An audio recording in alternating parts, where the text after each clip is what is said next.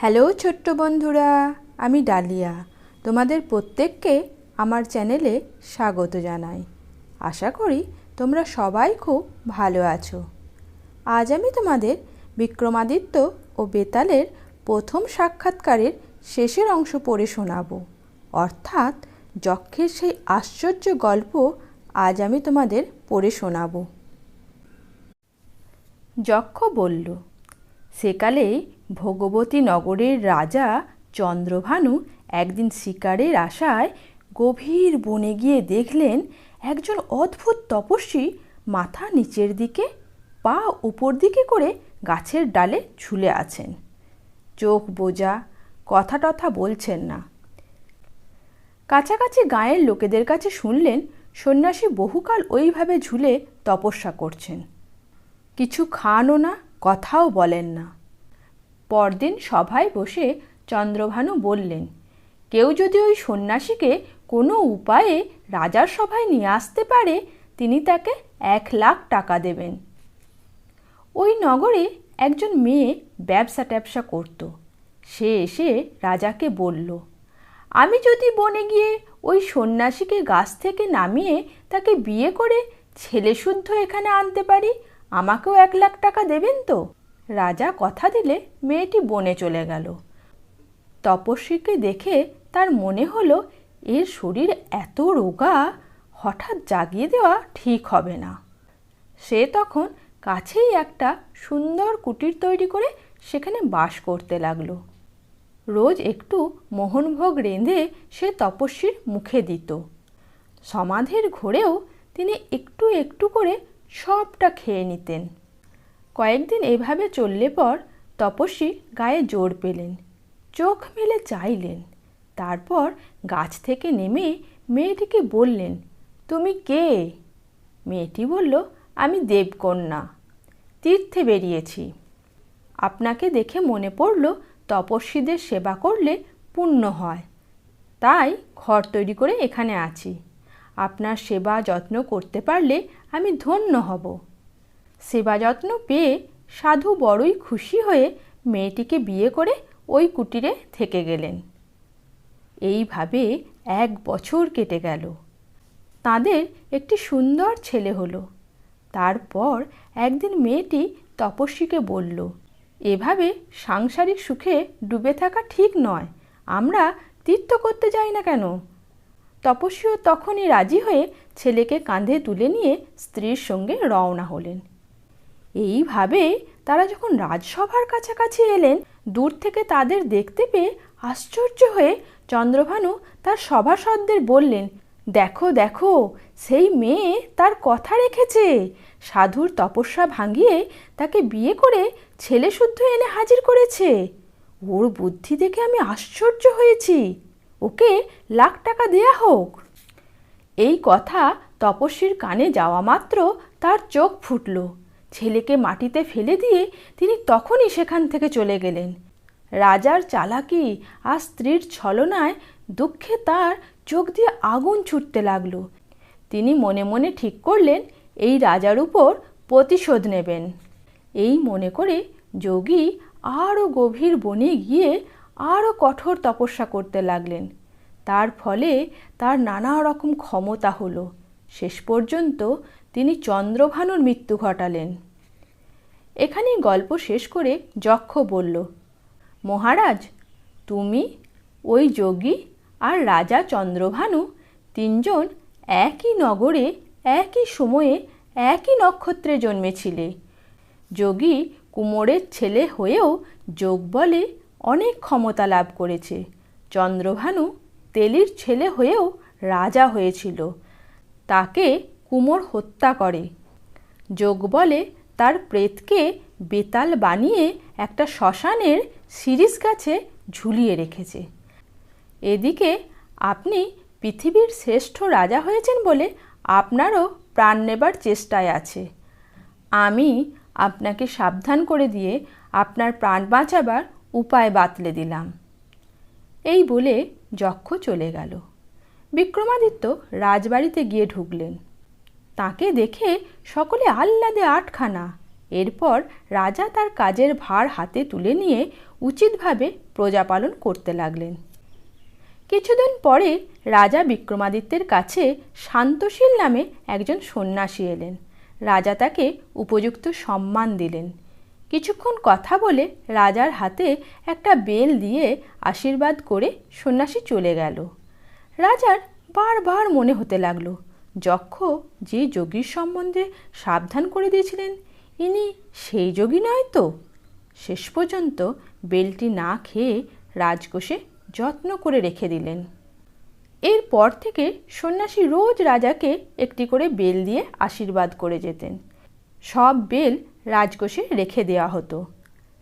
একদিন দৈবাৎ একটি বেল মাটিতে পড়ে ফেটে গেল, আর তার মধ্য থেকে একটি উজ্জ্বল রত্ন বেরিয়ে এলো। রাজা তো অবাক। সন্ন্যাসীকে সব খুলে বলতে সন্ন্যাসী বললেন, রাজা, গুরু, জ্যোতির্বিদ আর চিকিৎসকের কাছে খালি হাতে যেতে নেই, তাই বেল নিয়ে আসি। প্রত্যেকটিরই ভিতরে একটি করে রত্ন আছে। সঙ্গে সঙ্গে কোষাধ্যক্ষকে ডেকে সব বেল ভাঙা হলো। প্রত্যেকটির মধ্যে একটা করে চমৎকার রত্ন পাওয়া গেল। তারপর এক সাধু জহুরিকে ডেকে রত্নগুলোর দাম যাচাই করা হলো। জহুরি যত্ন করে রত্ন পরীক্ষা করে বলল, এসব অমূল্য রত্ন, কোটি কোটি টাকা দিলেও এমন একটি পাওয়া যাবে না। রাজা তখন স্তম্ভিত হয়ে সন্ন্যাসীকে জিজ্ঞাসা করলেন, আপনি সন্ন্যাসী হয়ে এই রত্ন কোথায় পেলেন? কেনই বা আমাকে দিচ্ছেন? সন্ন্যাসী বললেন, সব কথা সবাইকে বলতে নেই, আর আমি কেন আপনাকে রত্ন দিয়েছি সে কথা গোপনে বলবো। রাজা তাকে আলাদা ঘরে নিয়ে গিয়ে বললেন, আমাকে এত দামি জিনিস দিলেন, অথচ কোনো দিনও আমার বাড়িতে জলস্পর্শ করলেন না। বলুন, আপনার জন্য আমি কি করতে পারি? আমি প্রাণ দিয়ে আপনার আদেশ পালন করব। তখন সন্ন্যাসী বললেন, আমি গোদাবরী নদীর তীরের শ্মশানে সাধনা করে অষ্টসিদ্ধি লাভ করতে চাই। তুমি আগামী ভাদ্র মাসের কৃষ্ণা চতুর্দশীতে সন্ধ্যাবেলায় সেখানে আমার আশ্রমে যাবে, একলা যাবে, আর সেখানে রাত কাটাবে। আমি যা যা বলবো সব কিন্তু তোমাকে পালন করতে হবে। বিক্রমাদিত্য বললেন, আমি কথা দিচ্ছি ওই সময় আপনার কাছে উপস্থিত হব। সন্ন্যাসী তাকে আশীর্বাদ করে চলে গেলেন। দেখতে দেখতে ভাদ্র মাসের কৃষ্ণা চতুর্দশীর সন্ধ্যা এলো। বিক্রমাদিত্য যথা সময়ে হাতে একটি তলোয়ার নিয়ে একলা সেই আশ্রমে গিয়ে পৌঁছলেন। সে বড় ভয়ঙ্কর জায়গা। সন্ন্যাসী যোগাসনে বসে দু হাতে দুটি মানুষের খুলি নিয়ে করতালের মতো বাজাচ্ছেন। তাকে ঘিরে একদল বিকট চেহারার ভূত, প্রেত, পিশাচ, ডাকিনী ইত্যাদি আনন্দে নাচছে। এসব সামান্য জিনিস দেখে এতটুকু ভয় না পেয়ে বিক্রমাদিত্য সন্ন্যাসীকে প্রণাম করে বললেন, আপনার দাস উপস্থিত, বলুন কি করতে হবে। যোগী তাকে আশীর্বাদ করে আসন দেখিয়ে দিলেন। তারপর বললেন, আমি তোমার ব্যবহারে বড়ই খুশি হয়েছি। এখান থেকে 2 ক্রোশ দূরে একটা শ্মশান আছে। সেখানে একটা মস্ত শিরীষ গাছ আছে। ওই গাছের ডালে একটা মরা ঝুলছে। সেই মরাটা আমার দরকার। তুমি তাকে গাছ থেকে নামিয়ে এখানে নিয়ে এসো। রাজাও যে আজ্ঞা বলে রওনা হলেন। সন্ন্যাসীও পুজোর আসনে বসলেন। ঘুটঘুটে অন্ধকার, অমাবস্যার রাত, তার উপর মুষলধারে বৃষ্টি পড়ছে। বিক্রমাদিত্য বড় বড় পা ফেলে শ্মশানের দিকে চললেন। মনে হলো চারিদিকে ভূতপ্রেতরা চেঁচামেচি করছে, কিন্তু রাজার মনে ভয় ডর বলে কিছু ছিল না। তিনি গিয়ে শ্মশানে পৌঁছলেন। সে বীভৎস জায়গার কথা মুখে বলা যায় না। শিরীষ গাছটার শিকড় থেকে মগডাল পর্যন্ত ধকধক করে আগুন জ্বলছিল। সেই আলোতে দেখা গেল বিকট চেহারার পিশাচিরা মরা চিবিয়ে খাচ্ছে আর ভীষণ গণ্ডগোল করছে। ভয় কাকে বলে বিক্রমাদিত্য জানতেন না। তিনি শিরীষ গাছের আরও কাছে গিয়ে দেখলেন গাছের ডালে মুন্ডু মাটির দিকে, ঠ্যাং আকাশের দিকে করে দড়ি বাঁধা একটা মরা ঝুলছে। এটাকেই নিয়ে যেতে হবে। তত্তর করে গাছে চড়ে নিয়ে কোমর থেকে খড়গ বের করে তাই দিয়ে রাজা মরার পায়ের দড়ি কেটে দিলেন। ঝুপ করে সে নিচে পড়েই চিৎকার করে কান্না জুড়ল। সঙ্গে সঙ্গে রাজাও নেমে এলেন। এই অদ্ভুত কাণ্ড দেখে তিনি মরাকে জিজ্ঞাসা করলেন, তুমি কে? তোমার এমন দশা কেন? তাই শুনে মরা খিলখিল করে হাসতে লাগলো। রাজা তো একেবারে হতভম্ব। সেই সুযোগে মরাটা নিজেই সুরসুর করে আবার গাছে চড়ে আগের মতো ঝুলে রইল। রাজাও ছাড়বার পাত্র নন। তিনিও আবার গাছে উঠে আবার দড়ি কেটে তাকে নিচে ফেললেন। এবার চুপ করে পড়ে রইল। রাজা নেমে এসে নরম গলায় তাকে তার এই দুরবস্থার কথা জিজ্ঞাসা করলেন। সে কোনো উত্তর দিল না। তখন রাজার মনে হলো, এই হয়তো সেই তেলি রাজা চন্দ্রভানু, যার কথা যক্ষ বলেছিল।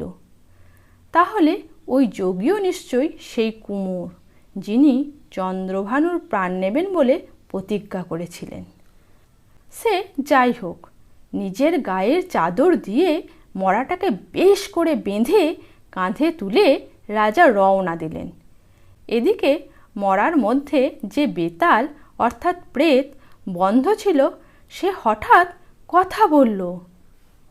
ওহে বীর পুরুষ, তুমি কে? আমাকে কোথায় আর কেন নিয়ে যাচ্ছ? বিক্রমাদিত্য বললেন, আমি রাজা বিক্রমাদিত্য। শান্তশীল নামে এক যোগী তোমাকে তার আশ্রমে নিয়ে যেতে বলেছেন, তাই নিয়ে যাচ্ছি। বেতাল বলল, খালি মূর্খরা, বোকারা আর কুঁড়েরা মুখ বুজে পথ চলে। যাদের জ্ঞান বুদ্ধি আছে তারা নানা রকম ভালো কাজ করতে করতে আর ভালো কথা বলতে বলতে পথ পার হয়। আমিও তোমাকে কয়েকটা গল্প বলবো। প্রত্যেক গল্প শেষ করে একটা করে প্রশ্ন করব।